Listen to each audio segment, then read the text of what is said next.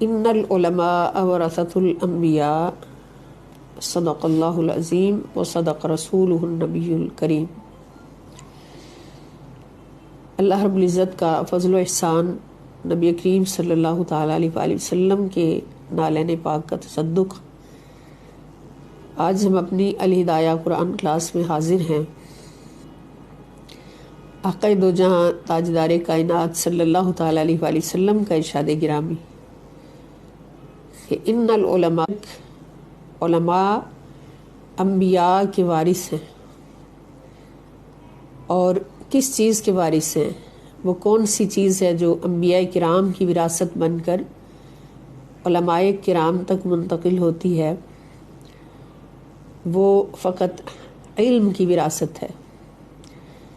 سود ملائکہ بنایا اور آدم کو وہ عظمتیں عطا فرمائی کہ جو کسی اور مخلوق کو نصیب نہیں ہوئی، وہ علم ہے۔ اور ہم نے یہ جاننا ہے کہ علم ہے کیا، عالم کون ہوتا ہے۔ عالم کون ہوتا ہے کہ جو وراثت انبیاء اپنی جھولی میں بھرتا ہے، بنتی ہے۔ عالم وہ ہوتا ہے جس کو اپنے رب کی پہچان ہو جاتی ہے۔ عالم وہ ہوتا ہے جس کے دل میں خوف خدا پیدا ہو جاتا ہے۔ عالم وہ ہوتا ہے جو اللہ کے بندوں کے ساتھ اپنے رشتوں کو خوب پہچانتا ہے۔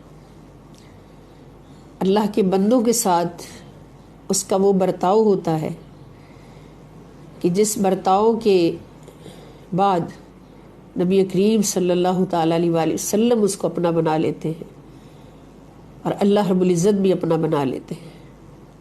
جس نے اللہ کے ساتھ اپنے رشتے کی پہچان کر لی اور اللہ کے خوف میں رہ کر زندگی گزار لی، وہ عالم ہے۔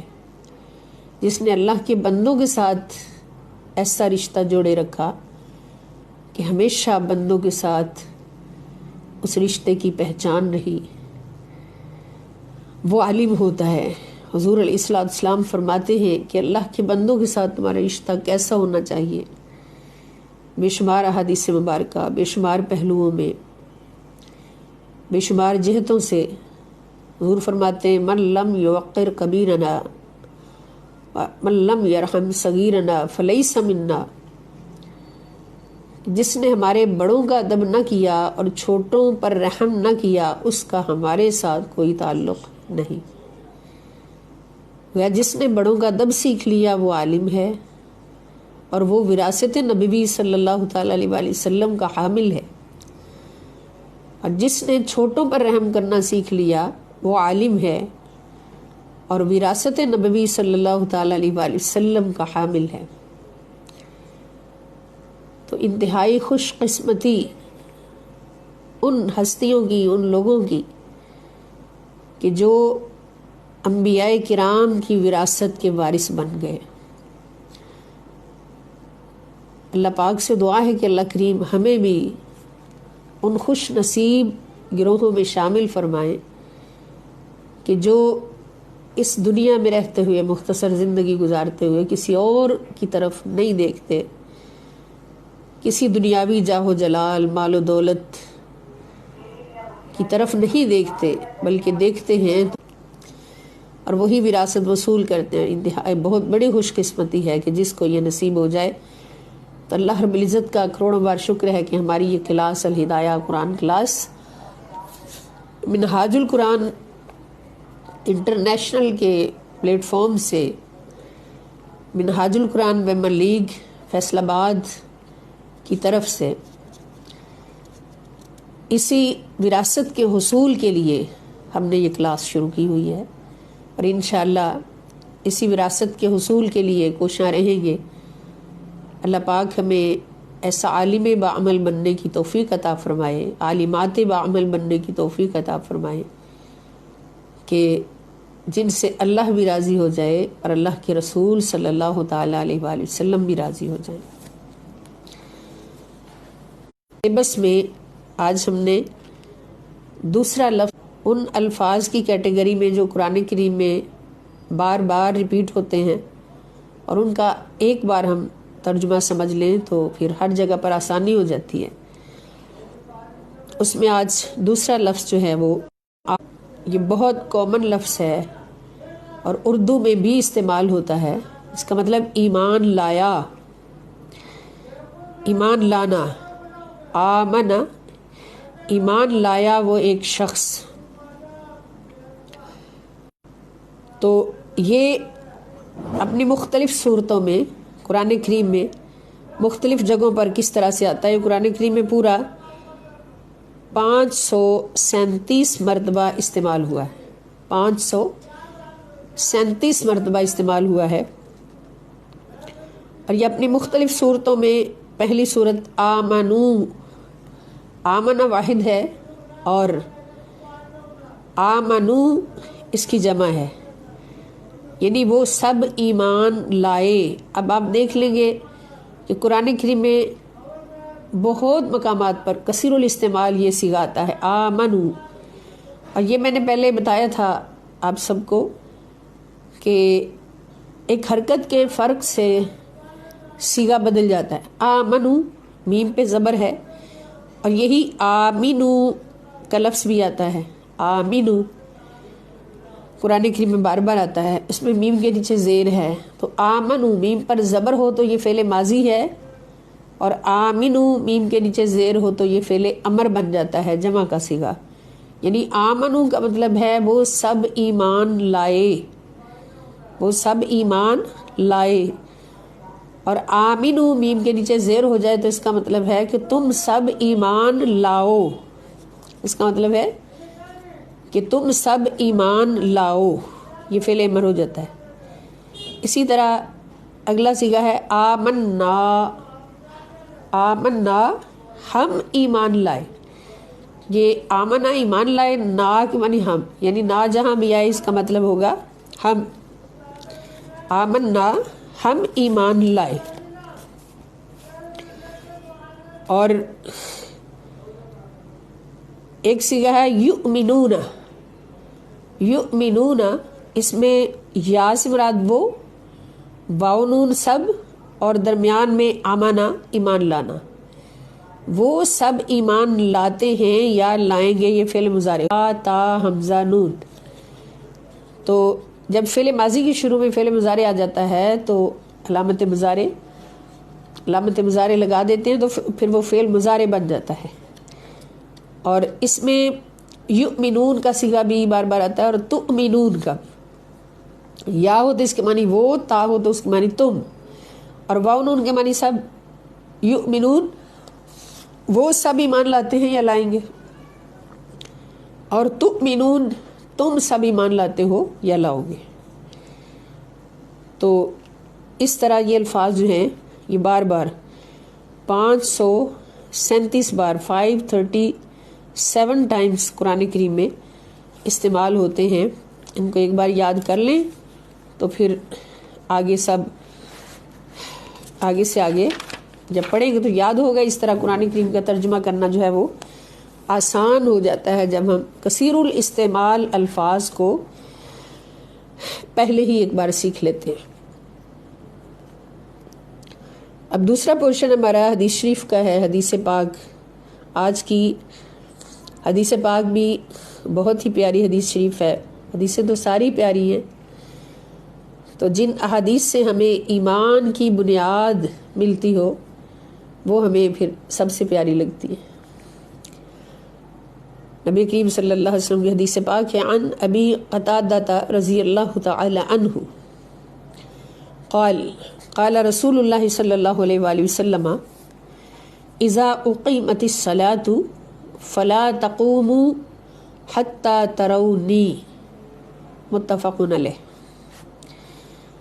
حضرت ابی قتادہ رضی اللہ تعالی عنہ سے روایت ہے، قال آپ فرماتے ہیں، قال رسول اللہ صلی اللہ علیہ وآلہ وسلم، رسول اللہ صلی اللہ علیہ وآلہ وسلم نے فرمایا، اذا جب، اذا جہاں بھی اس کے معنی ہوتے ہیں جب، اقیمت اقامہ سے، اقامہ یہ معروف کا صیغہ ہے فعل ماضی میں، اور اقیمہ جو ہے یہ مجہول کا صیغہ ہے. اقیمت قائم کی جائے الصلاۃ نماز. جب نماز کی اقامت کہی جائے، اس سے مراد ہوگا نماز کی اقامت کہی جائے. فلا تقوموا، فلا پس نہیں، تقوموا تم کھڑے ہو جاؤ، پس تم کھڑے نہیں ہونا، حتیٰ یہاں تک کہ ترونی تم مجھے دیکھو کھڑا ہوتے ہوئے. یعنی جب اقامت ہوتی ہے نماز کی جماعت کے لیے تو ایک شخص اٹھ کے اقامت کہتا ہے، اور جب اقامت کہتے کہتے حیا علی الصلاح پہ آتا ہے، حیا علی الفلاح پہ، تو پھر سارے مقتدی اٹھ کر کھڑے ہوتے ہیں. تو یہاں پر نبی کریم صلی اللہ تعالی علیہ وآلہ وسلم کیا فرما رہے ہیں کہ جب نماز کے لیے اقامت ہو اور تم سب نے کھڑے ہونا ہو تو اس وقت تک کھڑے نہیں ہونا جب تک اللہ کے رسول صلی اللہ علیہ وسلم پہلے کھڑے نہ ہو جائیں. سبحان اللہ. حضور کھڑے نہ ہو جائیں. حضور نے فرمایا میں کھڑا ہو جاؤں پھر مجھے دیکھو تو پھر کھڑے ہو جاؤ. یعنی یہ ادب رسول پاک صلی اللہ تعالی علیہ وآلہ وسلم کی بارگاہ کا خود حضور بھی سکھا رہے ہیں. پہلے ہم نے پڑھا سورہ حجرات میں کہ اللہ تعالیٰ حضور کے ادب سکھاتا ہے، حضور کے بارگاہ کے ادب اللہ پاک نے سکھائے ہیں.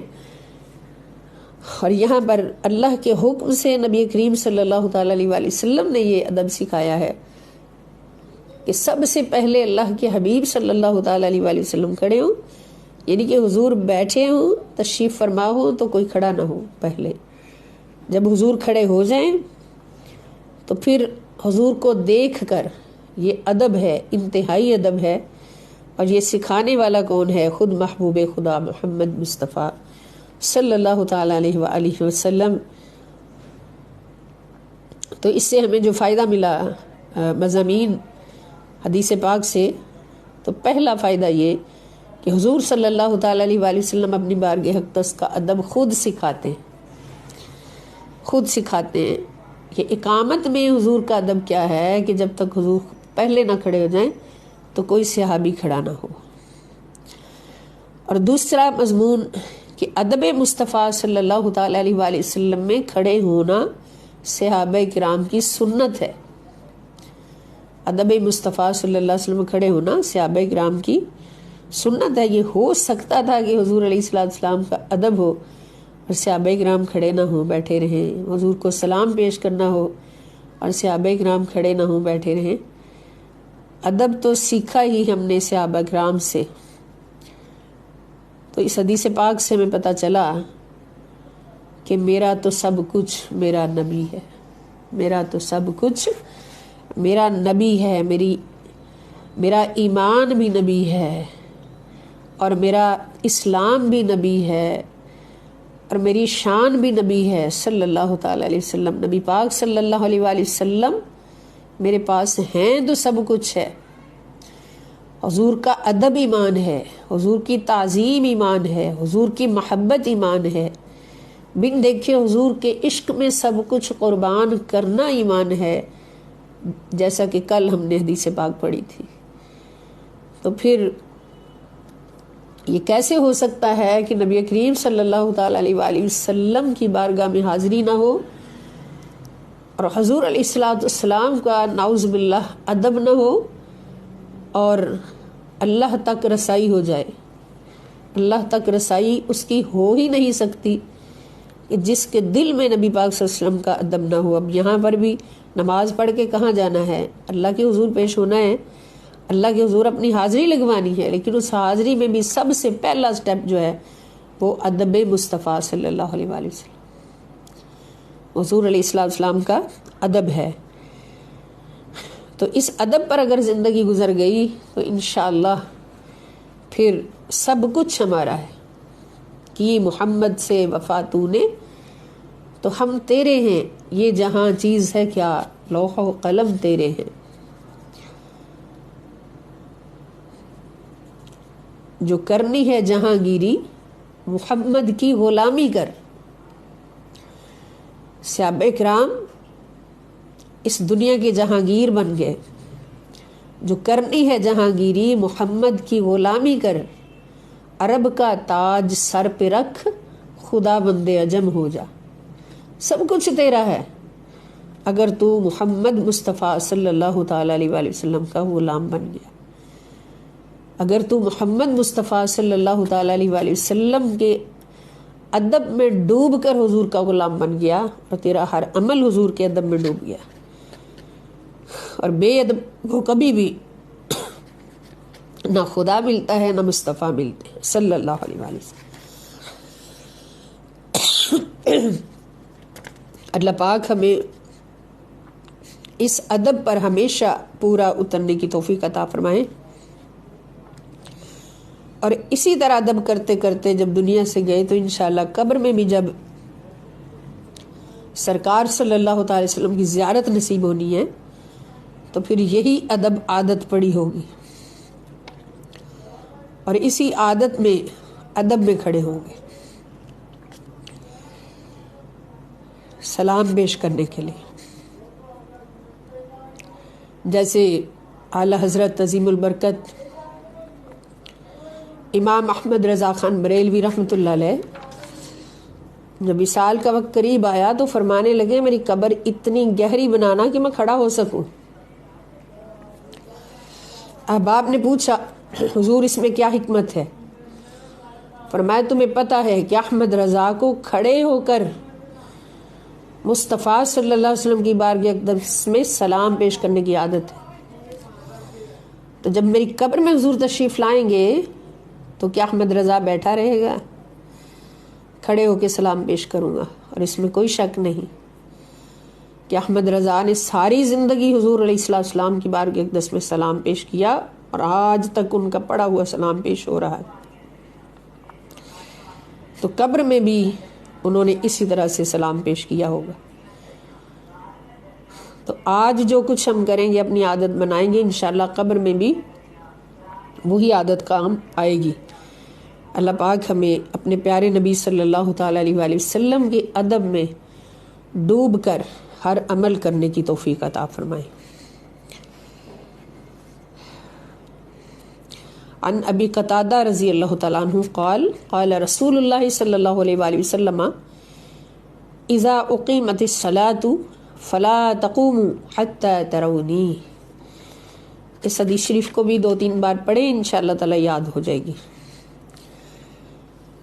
اب ہمارا تیسرا پورشن جو ہے وہ سورہ توبہ جو ہم پڑھ رہے ہیں الحمدللہ، اس کا آج چوتھا رکوع ہم نے پڑھنا ہے۔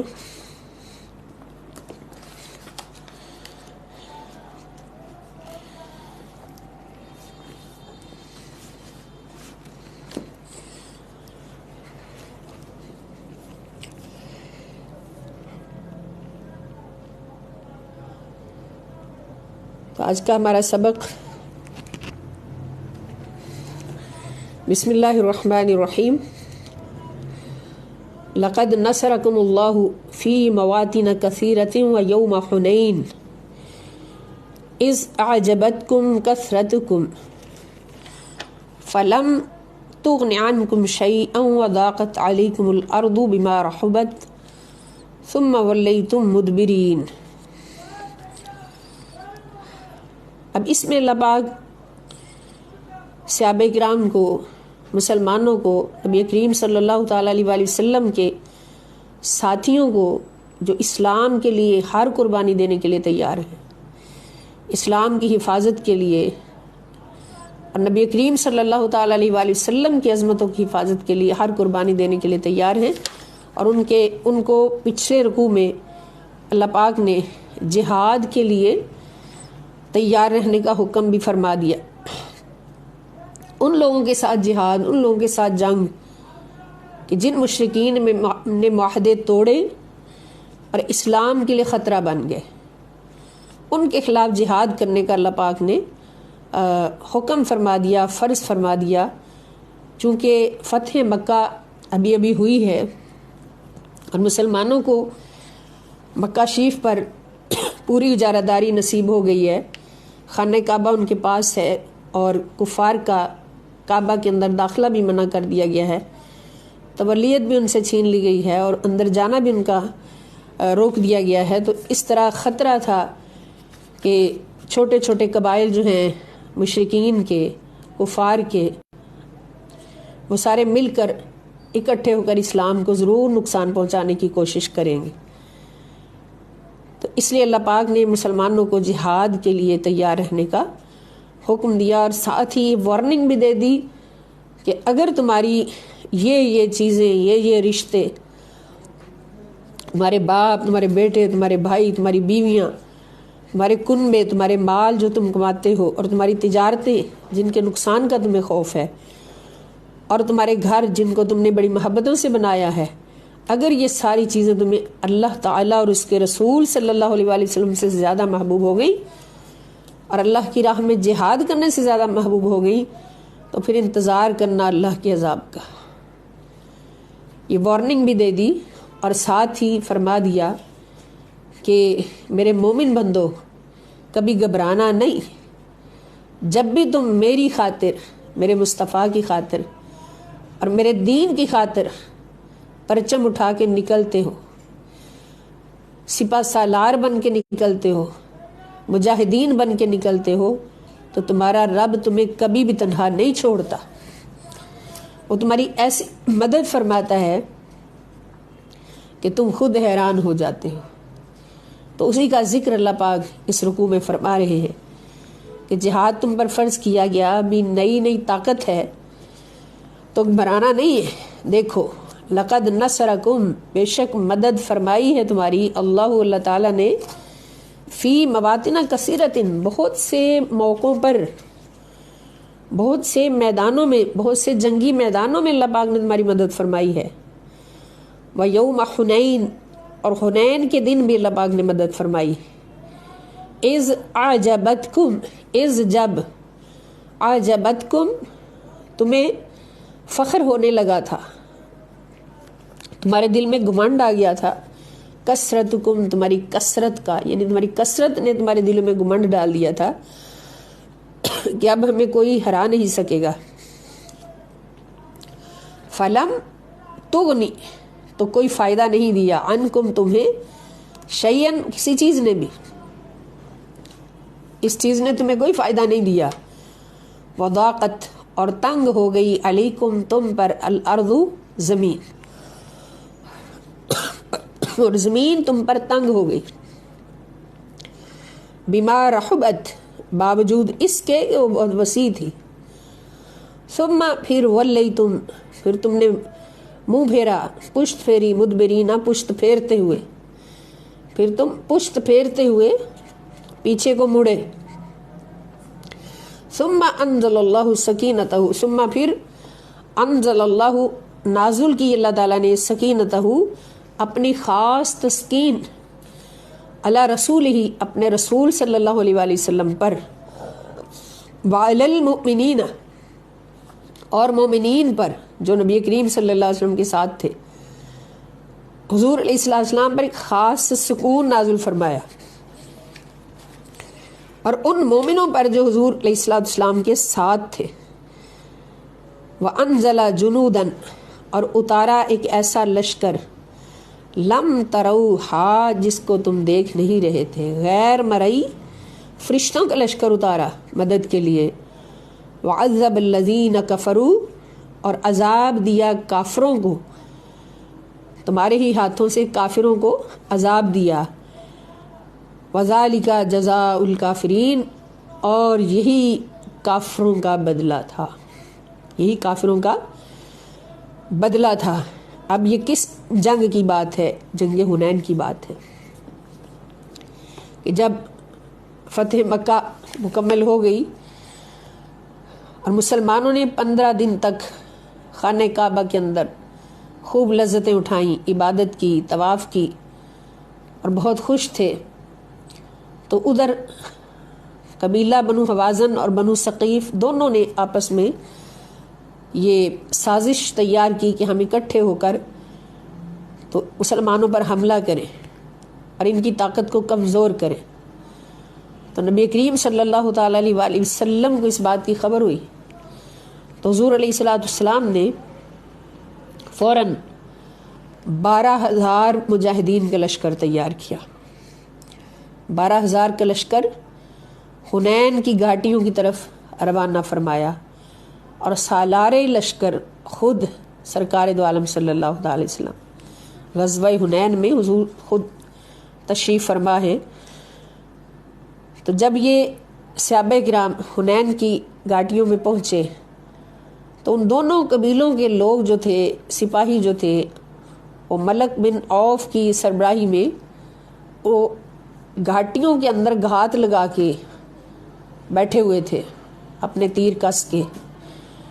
تو جی ہی انہوں نے دیکھا مسلمانوں کو سامنے سے آتے ہوئے تو مسلمان تو بے خبری میں تھے، ان کو تو اس کی توقع بھی نہیں تھی کہ ایسا ہو سکتا ہے. تو انہوں نے اپنے سالار کے اشارے پر تیر برسانا شروع کر دیے. جب غیر متوقع تیروں کی بارش ہوئی تو مسلمان فوراً پیچھے کو بھاگے اور میدان سے کافی مسلمان جو ہیں وہ بھاگ گئے، پیچھے کو بھاگ گئے. جب نبی کریم صلی اللہ تعالیٰ علیہ وآلہ وسلم نے یہ منظر دیکھا تو حضور سفید خچر پر سوار تھے، حضور علیہ السلام کے ساتھ چند صحابہ تھے، اور حضور علیہ السلام نے اس خچر کو ایڑ لگائی اور دشمن کی صفوں کی طرف پوری جرت و بہادر و قوت کے ساتھ حملہ فرما دیا. دشمن کی صفوں کی طرف بھاگے اور محبوب خدا محمد مصطفیٰ صلی اللہ تعالیٰ علیہ وآلہ وسلم نے میدان سے ریت کی مٹھی بھر کے کافروں کی طرف ماری. اس کا ذکر قرآن میں بھی آتا ہے. کافروں کی طرف ماری تو وہ ریت ہر کافر کی آنکھ میں گئی، ہر کافر کی آنکھ میں وہ ریت گئی. ادھر اللہ پاک نے اپنے نبی صلی اللہ علیہ وسلم پر تسکین نازل فرمائی تو حضور چند صحابہ کو لے کر، 10-12 ہوں گے، ان کو لے کر اس ہزاروں کے لشکر کی طرف حضور نے حملہ فرمایا اور پھر ریت کی مٹھی اللہ کے حکم سے بھر کے کفار کی طرف ماری. اور پھر اللہ پاک نے غیر مرئی فرشتوں کا لشکر آسمان سے بھیجا مدد کے لیے. اب نتیجہ کیا نکلا کہ چند ہی لمحوں کے بعد کفار کے 70 لوگ مارے گئے، قتل ہو گئے، اور ہزاروں اسیر ہوئے، جس میں صرف خواتین 6000 تھیں. 6000 خواتین قید ہوئیں. 40,000 اونٹ مال غنیمت میں آ گئے، 40,000 بھیڑ اور بکریاں آ گئیں، اور پھر بہت سارا سامان سونے چاندی کی صورت میں، اتنا بڑا مال غنیمت. باقی جو تھے وہ بھاگ گئے، شکست خوردہ، انتہائی غلیظ شکست کا ان کو سامنا کرنا پڑا کفار کو. تو جب ان صحابہ کرام نے دیکھا کہ ہمیں اتنی پیاری فتح نصیب ہوگی، اور یہ فتح ان کا مقدر ہے، اس لیے کہ اللہ کا وعدہ ہے وَأَنْتُمُ الْأَعْلَوْنَ إِن كُنْتُم مُؤْمِنِينَ، مومن بن کے لڑو، فتح تمہاری ہی ہوگی.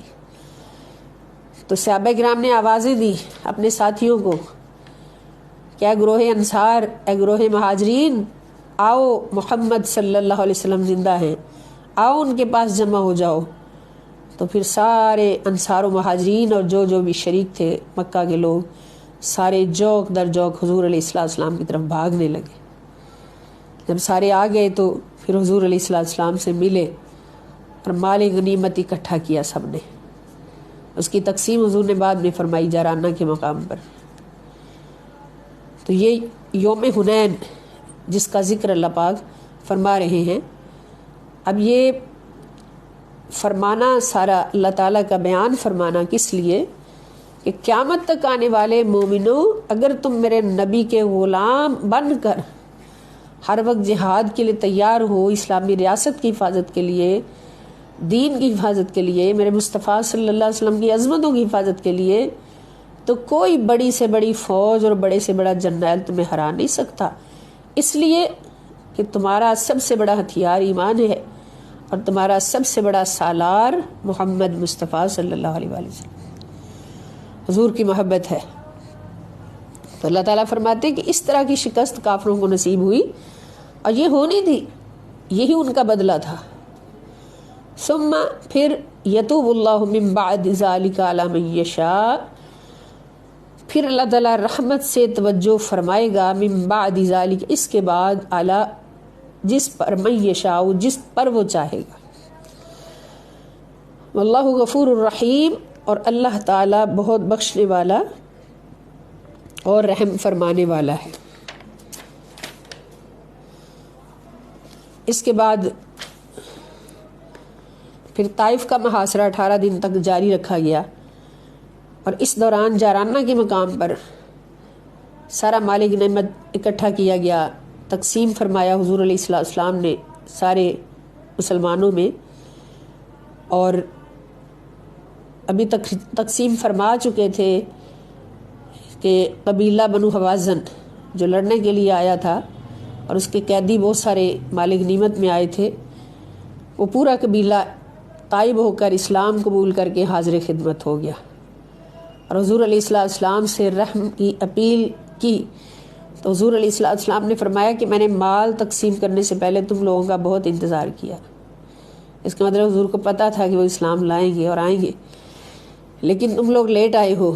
اب دو آپشنز تمہارے پاس ہیں، یا تو مال لے لو یا اپنے رشتہ دار لے لو۔ تو انہوں نے سر جھکا کر حضور ہمارے رشتہ دار عطا فرما دیں، واپس فرما دیں۔ پھر حضور علیہ السلام نے اپنے خاندان کے حصے میں جو آئے تھے، بنو عبد المطلب کے حصے میں، بنو ہاشم کے حصے میں، آپ نے فرمایا وہ سارے کے سارے میں واپس کرتا ہوں۔ تو صحابہ کرام نے، انصار و مہاجرین نے آگے بڑھ کے کہا کہ حضور جو ہمارے حصے میں آئے ہیں وہ بھی ہم آپ کے سپرد کرتے ہیں، آپ جو مرضی کر لیں۔ پھر حضور علیہ السلام نے ان کے سارے رشتہ دار جو مال غنیمت میں آئے تھے وہ واپس فرما دیے، اور ان کے ساتھ اتنی محبت کا برتاؤ کیا کہ وہ سارے کے سارے پکے مسلمان ہو گئے۔ یہ اسلام کا رنگ ہے، یہ اسلام کا ایک ڈنگ ہے۔ اسلام ہمیشہ امن دیتا ہے، امن چاہتا ہے۔ اسلام کبھی بھی کسی کو تکلیف میں نہیں دیکھنا چاہتا۔ تو اللہ تعالیٰ فرماتے ہیں کہ پھر جس کو وہ چاہے اس کی توبہ قبول فرما کے اس کو معاف فرما دے، اور اللہ تعالیٰ بہت بخشنے والا اور مہربانی فرمانے والا ہے۔ اب اس میں نبی کریم صلی اللہ تعالیٰ علیہ وآلہ وسلم کی شان اقدس کہ حضور نے ریت کی مٹھی بھر کر کافروں کی طرف ماری، اور وہ ریت ہر کافر کی آنکھ میں گئی۔ یہ عظمت کس کی ہے؟ نبی پاک صلی اللہ تعالیٰ علیہ وآلہ وسلم کی۔ اور اس عظمت کو بیان کرنے والا خود خدا اللہ پاک قرآن کریم میں اس کو بیان فرما رہے ہیں ایک مقام پر کہ وما رمیت اذ رمیت ولکن اللہ رما، کہ ہم اب کہتے ہیں نا کہ حضور کا ہاتھ اللہ کا ہاتھ ہے، حضور کا ہاتھ اللہ کا ہاتھ ہے، حضور کی زبان اللہ کی زبان ہے، حضور کا دیکھنا اللہ کا دیکھنا ہے، تو کچھ لوگوں کو تکلیف سی ہوتی ہے۔ اب قرآن کہتا ہے، اللہ پاک خود فرما رہے وما رمیت، کہ نہیں ماری، اذ رمیت، جبکہ ماری آپ نے ہی، ما رمیت آپ نے نہیں ماری، اذ رمیت جبکہ ماری آپ نے، پھینکی آپ نے ہی ہے، ولیکن اللہ رما، لیکن یہ اللہ نے پھینکی ہے ریت کی مٹھی۔ تو ہاتھ کس کا ہوا؟ کہ ہاتھ پھینکنے والا مصطفیٰ کا ہاتھ ہے، اور اللہ تعالیٰ فرما رہے ہیں کہ آپ نے نہیں پھینکی، جبکہ پھینکی آپ نے ہی، آپ کے ہی ہاتھ میں ہے۔ تو پھر مولا کس نے پھینکی؟ فرمایا یہ تو اللہ کے ہاتھ نے پھینکی۔ تو پھر حضور کا ہاتھ اللہ کا ہاتھ، کہ جو کام حضور علیہ السلام کریں اللہ پاک فرماتے ہیں یہ خود نہیں کرتے، یہ میں کرتا ہوں، میں کرتا ہوں، اس لیے کہ حضور اللہ کی طاقت ہے، اللہ کی طاقت ہے، اللہ کی طاقت سے حضور لڑتے ہیں، اللہ کی طاقت سے حضور بولتے ہیں، اللہ کی طاقت سے حضور دیکھتے ہیں۔ یہ تو تاجدار کائنات صلی اللہ تعالیٰ علیہ وآلہ وسلم کی شان ہے۔ حدیث قدسی ایک ولی کامل کی شان کس طرح سے بتاتی کہ اللہ پاک فرماتے کہ میرا بندہ نوافل ادا کرتے کرتے، یعنی میری بارگاہ میں فرائض تو ادا کرتا ہی کرتا ہے، نوافل کی کثرت کرتے کرتے میرے قریب آتا جاتا ہے، قریب آتا جاتا ہے۔ یعنی اس سے ہمیں یہ بھی پتہ چلا کہ فرائض تو ادا ہونے ہیں، فرائض کوئی احسان نہیں ہوتا، نوافل احسان میں آ جاتے ہیں۔ تو جو نوافل ادا کرتا ہے اللہ پاک فرماتے ہیں وہ میرے قریب آتا جاتا ہے، قریب آتا جاتا ہے، اور اس نوافل سے ہی اللہ کا قرب بڑھتا ہے۔ حتیٰ کہ اتنا قریب آ جاتا ہے، اتنا پاک ہو جاتا ہے وہ شخص میرے قریب آتے آتے کہ میں اس کا ہاتھ بن جاتا ہوں جس ہاتھ سے وہ کام کرتا ہے، میں اس کی زبان بن جاتا ہوں جس زبان سے وہ بولتا ہے، میں اس کی نظر بن جاتا ہوں جس نظر سے وہ دیکھتا ہے، میں اس کا دل بن جاتا ہوں جس دل سے وہ سوچتا ہے، میں اس کا قدم بن جاتا ہوں جس قدم سے وہ چلتا ہے۔ سبحان اللہ۔ ہوتا وہ بندہ ہے، عبد القادر ہوتا ہے، قادر کا بندہ ہوتا ہے، مگر اس کے ساتھ اس کے اندر جو حرکتیں ہوتی ہیں، جو عمل ہوتے ہیں، جو اخلاق و کردار ہوتا ہے، وہ سارے کا سارا کس کا ہوتا ہے؟ وہ رب ذوالجلال کا ہوتا ہے۔ گویا وہ بندہ زمین پر بیٹھ کر اللہ کی پہچان بن جاتا ہے۔ حضور نے فرمایا نا کہ عالم کی پہچان یہ ہے کہ جب اس کو دیکھو تو خدا کی یاد آ جائے، اللہ کی یاد آ جائے۔ جب اس کو دیکھو تو اللہ کی یاد آ جائے، دل میں خدا کی یاد آ جائے، تو سمجھ لو کہ یہ بندہ عالم ہے، اللہ کا عالم بندہ ہے، اللہ کے قریب رہنے والا۔ تو اللہ تعالیٰ کی پہچان بندوں سے ہوتی ہے کہ خدا کے بندے اتنے پیارے ہیں، تو پھر وہ خدا کتنا پیارا ہوگا۔ خواجہ اجمیری جب ہندوؤں کو بلاتے تھے اپنے پاس، کیا رنگ دکھاتے تھے، کیا ذوق ان کے دلوں میں ڈالتے تھے، کیا اخلاق اور کردار کی اعلیٰ مثالیں پیش کرتے تھے کہ وہ رو رو کے تڑپ تڑپ کے کہتے تھے کہ بابا جی تسی اتنے سونے ہو تو تہاڈا رب کتنا سونا ہوئے، آپ اتنے حسین ہیں، پیار کرنے والے ہیں، تو پھر آپ کا رب کتنا حسین اور پیار کرنے والا ہوگا۔ اور کلمہ پڑھ پڑھ کے مسلمان ہوتے جاتے تھے۔ تو یہ شان ہے خدمتگاروں کی، تو سردار کا عالم کیا ہوگا؟ اگر حضور کے غلاموں کی یہ شان ہے کہ ان کے ہاتھ اللہ کے ہاتھ ہیں، ان کی زبان اللہ کی زبان ہے، ان کی نظر اللہ کی نظر ہے، ان کا دل خدا کا دل ہے، ان کا چلنا خدا کا چلنا، ان کا بولنا خدا کا بولنا ہے، تو پھر یہ شان ہے خدمتگاروں کی، تو سردار کا عالم کیا ہوگا؟ حضور علیہ السلام اللہ کے ذات کا مظہر ہیں کہ جس نے خدا کی حسن کو دیکھنا ہے، حسن مصطفیٰ کو دیکھے، اور خدا کے پیار کو دیکھنا ہے تو مصطفیٰ کے پیار کو دیکھے، خدا کے اخلاق کو دیکھنا ہے تو مصطفیٰ کے اخلاق کو دیکھے۔ اور یہ سارا کچھ ہمیں قرآن کریم بتا رہا ہے، ہم نے فقط اپنے آباء و اجداد سے نہیں پڑھا، یہ قرآن نے ان کو سکھایا اور انہوں نے ہمیں سکھایا۔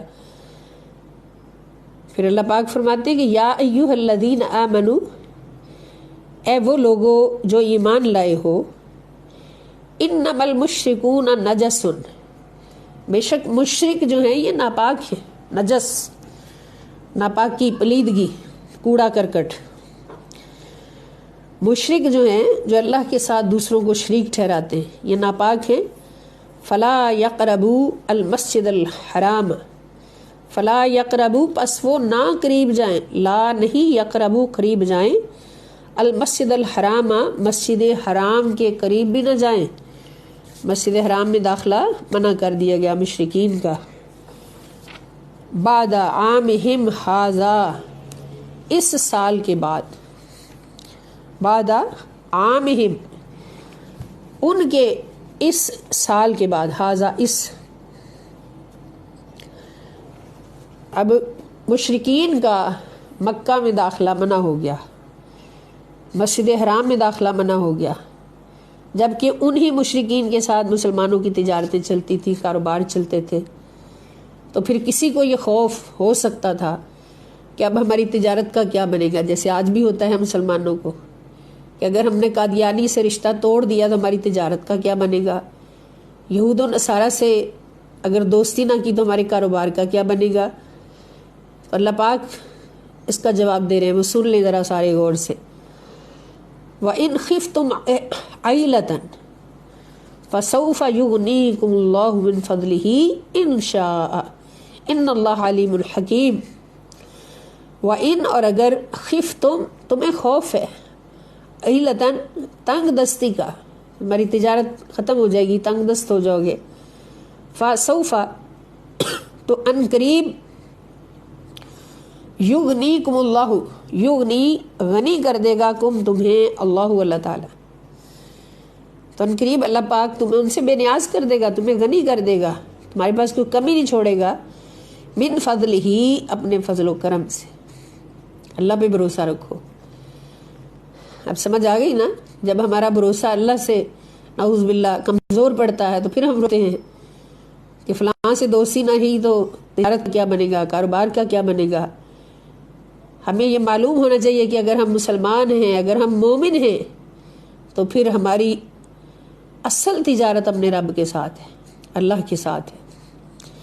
جس کام میں وہ راضی ہے وہی ہماری تجارت ہے۔ تنقریب اللہ تعالیٰ تمہیں غنی کر دے گا، بے نیاز کر دے گا اپنے فضل و کرم سے، انشاء، اگر اس نے چاہا۔ ان اللہ، بے شک اللہ تعالیٰ، علیم حکیم، بہت علم والا اور حکمت والا ہے۔ یعنی علم و حکمت والا ہے اللہ، خوب جاننے والا اور حکمت والا ہے۔ یعنی جو بھی تمہیں اللہ پاک حکم دے یا تمہارے حق میں فیصلہ فرمائے تو وہ کبھی بھی حکمت سے خالی نہیں ہوتا، اور وہ حکمت کیا ہوتی ہے وہ خدا ہی جانتا ہے، اللہ ہی جانتا ہے، اس لیے وہ علیم ہے، اور حکمت ضرور ہوتی ہے اس لیے وہ حکیم ہے۔ اس لیے اللہ کے فیصلوں کے آگے کبھی بھی اپنی زبان نہیں کھولنی چاہیے، کہ جو اللہ پاک نے ہمارے ساتھ کیا ہے یا کرتا ہے یا کرنا چاہتا ہے تو یہ اس کی رضا ہے اور اسی کو پتہ ہے اس میں بہتری کیا ہے۔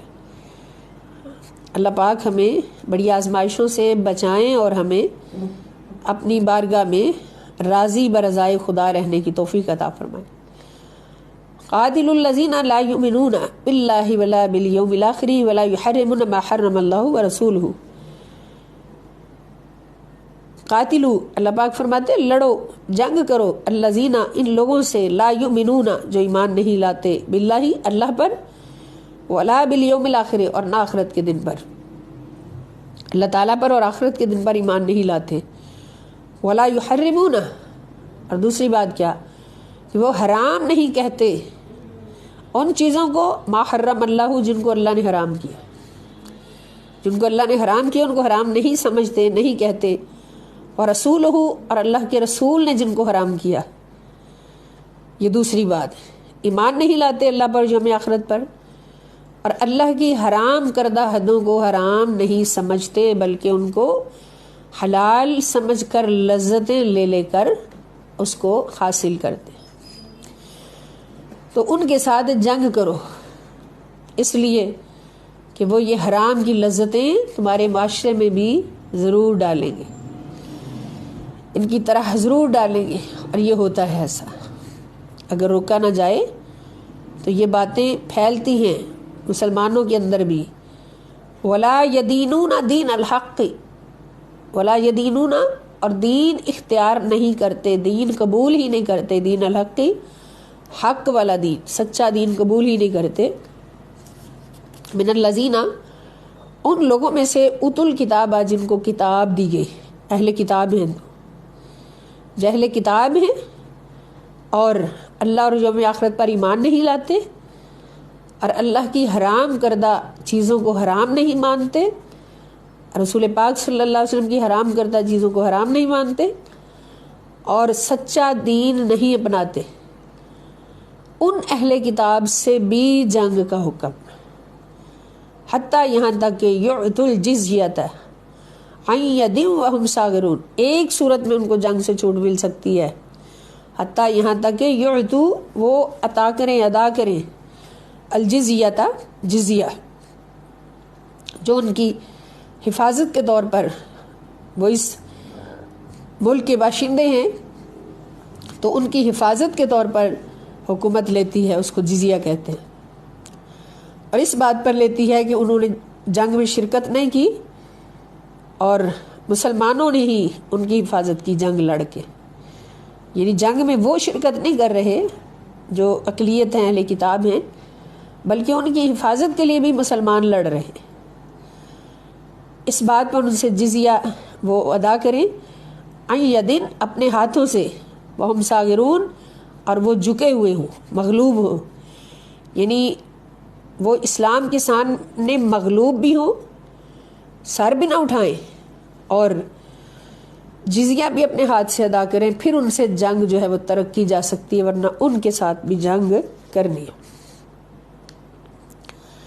یہ اللہ رب العزت کا حکم ہے۔ تو اس سے میں پتہ چلا کہ اسلام کے لیے اگر خطرات ہوں اور اسلام کو کمزور کرنے کی سازشیں ہو رہی ہوں تو پھر جنگ جو ہے وہ فرض ہے دشمن اسلام کے ساتھ، کہ جو اسلام کا دشمن ہے اور ہر لمحہ دین کو کمزور کرنے کی کوششیں کرتا ہے اور مسلمانوں پر ظلم ڈھاتا ہے، تو ان کے خلاف جنگ کرنا فرض ہو جاتا ہے، ہر وقت جہاد کی تیاری رکھنا فرض ہو جاتا ہے۔ تو اللہ پاک ہم سب کو توفیق عطا فرمائے کہ ہم جو کچھ بھی پڑھیں اس پر عمل کرتے ہوئے ہماری زندگی گزرے، اور دین اسلام جو سچا دین ہے اس کو اس طرح سے اپنی زندگی میں نافذ کریں کہ اس میں کسی غیر کی جھلک نظر نہ آئے، کسی غیر کی جھلک نظر نہ آئے۔ جھلک سے مراد کسی من دون اللہ کی دوستی، کہ صرف دنیاوی اغراض کی خاطر اللہ کے دشمنوں کو خوش کرنا، اللہ کے دشمنوں سے دوستیاں کرنا، ان کو تحفے دینا۔ آقا دو جہاں صلی اللہ تعالیٰ علیہ وآلہ وسلم فرماتے ہیں کہ من احب فی اللہ و ابغض فی اللہ و اعطا فی اللہ و امنع فی اللہ فقد استکمل الایمان، کہ جس نے اللہ کی خاطر دوسروں سے محبت کی، اللہ کی خاطر دوسروں سے محبت کرنے سے رکا، دشمنی کی، اللہ کی خاطر کسی کو کچھ دیا اور اللہ کی خاطر کسی کو دینے سے رکا، فقد استکمل الایمان، تو اس کا ایمان مکمل ہو گیا۔ اور اسی کو اخلاص کہتے ہیں۔ تو یاد رکھیں، مومن کہلانے کا حقدار نہیں ہے جب تک اس کے اندر اخلاص کی دولت دل میں نصیب نہیں ہوتی۔ اس لیے ہمیشہ اللہ پاک سے اخلاص مانگیں ہم، مولا کریم ہمیں اخلاص عطا فرما، ایمان میں اخلاص عطا فرما، عبادات میں اخلاص عطا فرما، اور ہر عمل میں ہمیں اخلاص کی بھی عطا فرما۔ نبی کریم صلی اللہ تعالی وسلم کے صدقے سے وما علیہ الا البلاغ المبین۔ والسلام علیکم ورحمۃ اللہ وبرکاتہ۔ ایک ضروری بات سب سے کہ کل بھی انشاءاللہ اسی ٹائم پہ کلاس ہوگی، اور اس کے بعد ہم نے یہ طے کیا ہے کہ 1 ویک میں 3 days ہم کلاس لیں گے انشاءاللہ، پڑھا کریں گے منڈے، ٹیوزڈے اور وینسڈے، یعنی پیر، منگل اور بدھ والے دن 3 دن کلاس لیں گے، اور اس میں انشاءاللہ تعالیٰ 3 بجے کا ٹائم، سٹارٹنگ ٹائم 3 بجے کا ہوگا، 3 سے 4 ٹائم ہوگا، اور پیر، منگل اور بدھ 3 دن کلاس ہوگی۔ کل کی کلاس ہوگی، پرسوں پھر والدہ صاحبہ کا کچھ ختم شریف ہے، وہاں پہ میں نے حاضری دینی ہے، تو انشاءاللہ پھر نیکسٹ منڈے کو کلاس ہوگی، کل کے بعد کل ہوگی انشاءاللہ۔ والسلام علیکم ورحمۃ اللہ وبرکاتہ، الی اللقاء انشاءاللہ۔